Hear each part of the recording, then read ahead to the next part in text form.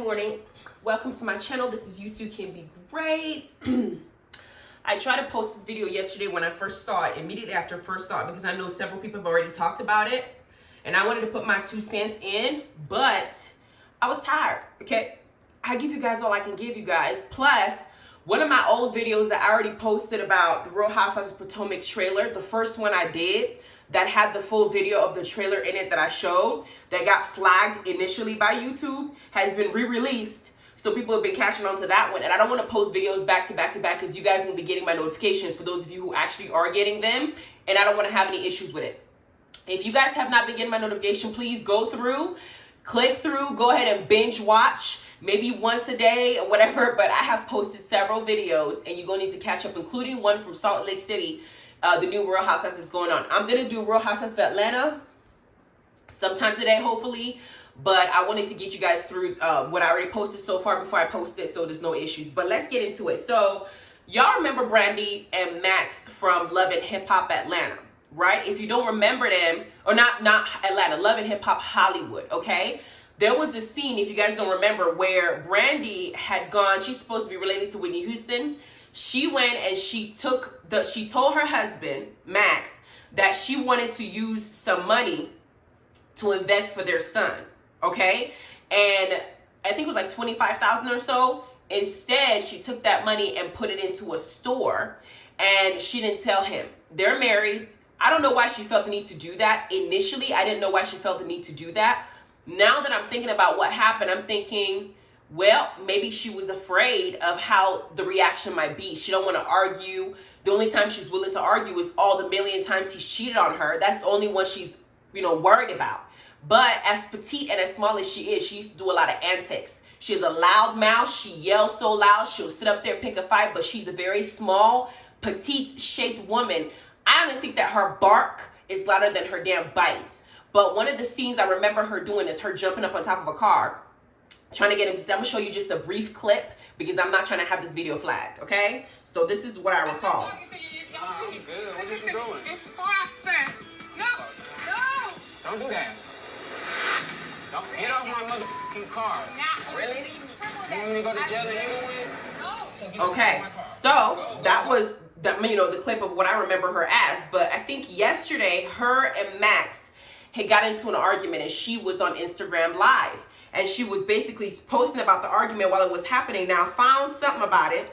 And it said, couple Brandy Boyd and husband Max Luce get into an altercation on IG Live. And Brandy responds, but fans don't believe her because I don't believe that bullshit. After the altercation that we saw, there was a picture of her from Instagram where she had several bruises on her face and on her hands.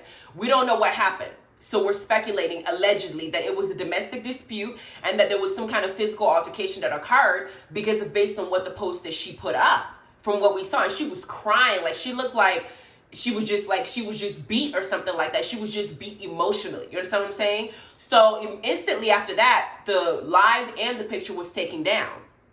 Then Max goes and posts something on, I think it was Max. I don't think it was Brandy, but it was on her Instagram page saying that she's fine, her family's good, ain't nobody put his hands on her, and da da da da. And since then, Max has gone on to post photos of himself. One of them holding, I think, an AK or something like that. His ass was in Sudan fighting for his life or some shit like that. Not really handling this situation like a mature adult who's being portrayed in a certain way would. Instead, he thinks this is small. It doesn't matter because I think in his head, he knows that Brandy's going to do what she always does. She's going to get him off and she's going to stay with him. He's going to continue to behave the way he behaves. But I'm going to tell you what it says. It says, former Love and Hip Hop Hollywood couple Brandy Boyd and Max Luce were involved in a domestic violence situation that played out on Instagram Live. The audio clip from the altercation is quite disturbing. More insight. There's some wicked things going on behind closed doors that have come to light. Reality star Brandy Boyd and her husband Max, real name Marcus Boyd, got into a heated altercation that ended up playing on Instagram last night. The exchange was captured on live. Although the screen was blacked out and fans could only hear what was going on, and that in itself was very telling in the story. So let me see if I can get this audio clip to play, because I had got it to play earlier and it was easy to hear what was happening. But let me see if I can get it up here. But it goes on while it's loading to say what he was saying on the actual video. It was like him saying, I ain't no motherfucking clumsy ass goofy nigga bitch. He says in the clip as his daughter is crying. This is a parent talking like this in front of his child. Bitch, fuck you is what he's calling his wife in front of his daughter. You got that through your head yet? You got that through your head, bitch? I'm not with the program. He continues. Last time y'all see him beat on me, never again will you beat on me. Brandy tells her children after Max's rant. And I'm just like, hold up.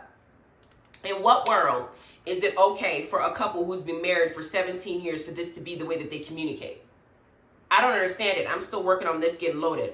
But what I do know is I don't know what to say when I see stuff like this, because in my head, I'm thinking that 17 years is a long time for you to put into a marriage. And I know throughout those 17 years, Max has been cheating on Brandy. We've seen that several times in some of the arguments that she's had. Like, it's not something that's new. We've seen it a bunch of times, but there's this struggle relationship that Brandy has chose to keep herself in. There's this attitude that some women feel like Max is supposed to be I think he's a producer or something like that. I don't know what the hell he's produced, but he's supposed to have done something like that will keep her there. She feels like Max is a good pair for her. I'm gonna tell y'all a story when I'm done, but let me finish here. It says the audio then jumps to Max accusing Brandy for disrespecting him by telling someone named Ronnie that he was beating on her. You think you're going to disrespect me to the world, Brandy? Max yells. Is that what you think? You're not. You're not. You can hear Brandy instructing someone believed to be her son, Brandis, to call for help. Call 911, Brandis. Your sister just got hit in the lips, she says. Call them yourself, bitch, before I fuck you up, is what Max responds. Now, let me play what I was hearing. This is loud. Got it? Say, yeah, I got it. Say, yeah, I got it. Say, yeah, I got it if you got it, bitch. I ain't your motherfucking clumsy ass, goofy ass nigga, bitch, that you just wanna act how the fuck you wanna act with. I'm not down for it, bitch. Fuck you, and fuck that program. You got that through your motherfucking head yet? You got that through your head yet? You got that through your head, bitch? I'm not with your program.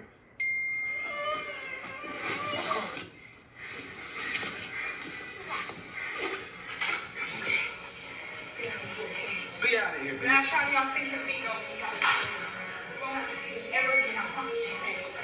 Never again will you see Bye, me bitch. beat on me. Bye, bitch. Goodbye.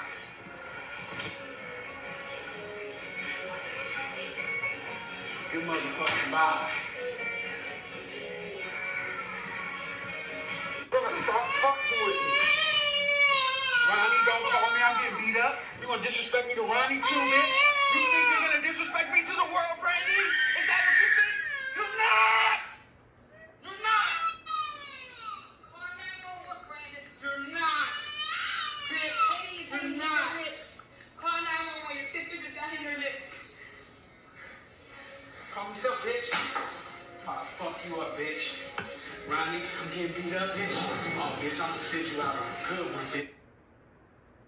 Oh my God. And as this is going on, you can hear people saying, are you okay? Call the police. Is everything all right? This is how this man is talking to her. And after this whole altercation supposedly happened, he posted his photo looking like this with a gun in his hand. And the post says, niggas never tell how to run my shit. We full blown with the businesses. Y'all got scoped quick. And I'm like, what the hell? And then he then denied everything on a post he posted up. He said, first of all, fuck y'all, I ain't hit nobody, you lame ass motherfuckers. He explained, second, I'll pop shit in my crib whenever the fuck I like. 17 years old marriage, eat a dick, chat, niggas. You wasn't here from jump, so fall back. Then on Brandy's page, which I was telling you about, it says, I'm fine, he didn't touch me, I was choking him and fighting him. All he did was verbal abuse me back. I'm sorry for going live. I did that to force us to take space, knowing he wouldn't want to argue on live. Please pray for my family. The devil is attacking so strong. And then she says, it keeps going for him posting several messages, one with him and his kids. And I'm like, he's posting one of them at the store.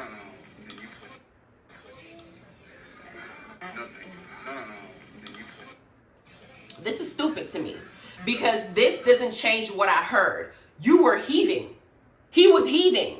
Like, you know, when somebody gets into a fight with somebody, you come out, you're like, because you just got into it. She can't breathe, and the picture she saw, she had bruises on her face and on her arms. What are you talking about? Then Hazel E. Baby went and posted, there is a special place in hell for men who want to beat on their women. Bitch ass, hoe ass, pussy ass, niggas. The emotional damage far outweighs the physical. Lord, please give my sisters strength who are experiencing domestic violence. My heart is so heavy right now. Right? And then after she's done that, you had, oh my God, like it's just, I don't even know what to say. We pray Brandy has a strong support system that can help her. Ain't no way that nothing did not happen in this situation. I'm sorry. I heard what he was saying to her. I heard how he was talking to her.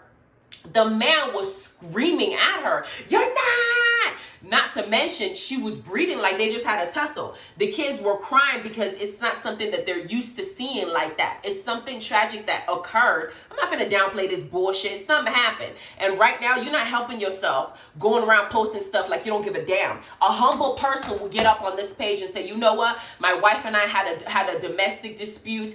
None of us are hurt. We're working through it. Please give us some privacy while we go through this, our lives. I'm so sorry you guys will have to be privy to that. Our children are fine. We're okay. We love our family. We have a support system right now. That is what a person that really isn't behaving like somebody who did something wrong in the first place would say. What you're doing is acting like this is normal to you. 17 years, you think it's okay because you said you were 17 years married. This is what I learned over the years. It is better for a man, ladies. Those of you who watch me, female, listen to me because this is some gold I'm about to give you. It is better for a man to love you just a little bit more than you love them. That is a jewel I have learned over the years, because I myself have been in a relationship or situationship where I felt like I gave more to that person and that person just walked all over me. And it's not their fault because I allowed it. I allowed myself to be basically played multiple times by the same person that I thought was a decent human being that was going to treat me the same way I treated them.